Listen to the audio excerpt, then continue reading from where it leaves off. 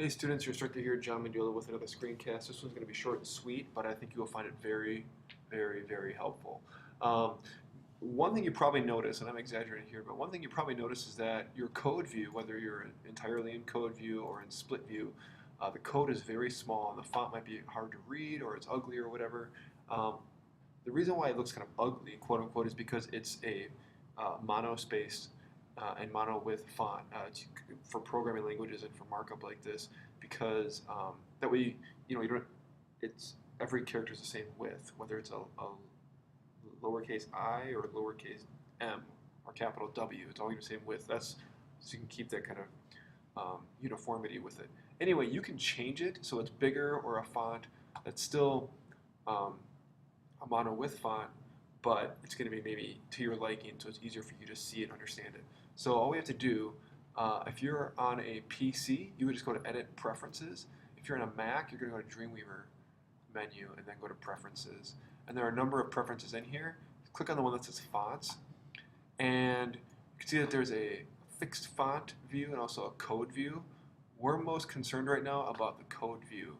So, for example, if you didn't want Monaco, which is a common font used on the Mac for a fixed width font, you could maybe see that this one has Consolas. Yeah, Consolas is a common one.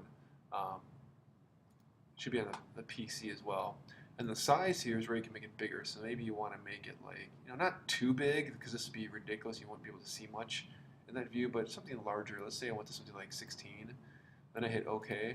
And you can see now it's much bigger. I'm going to go to code view here so you can see more of the code. It's much bigger.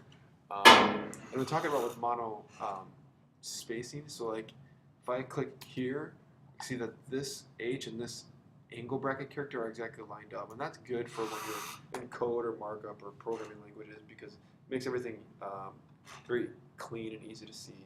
If you had a font like, for example, if I want to change it to something like, I don't know, I'll use Franklin Gothic, for example. It's not mono width, so if I space over, it's not exactly, this character isn't exactly under the P and stuff like that. So even though it's very easy to read, it's not the best for that kind of thing. So again, you're going to want something like, I would suggest Consolas, because it's very easy to read and it's on PCs and Macs. And then the size is up to you. You don't want to make it too big, because if I make it like 48, that's too big to be able to do anything effective with it, even though it is very easy to read. So something I would suggest, like probably between 12 and 20 is the right spot.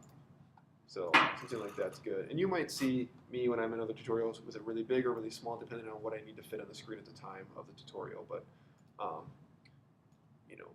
that should be good. So it's easy to read, but it's still small enough where I can be effective working with it. That's all I got for this one. Stay tuned for more.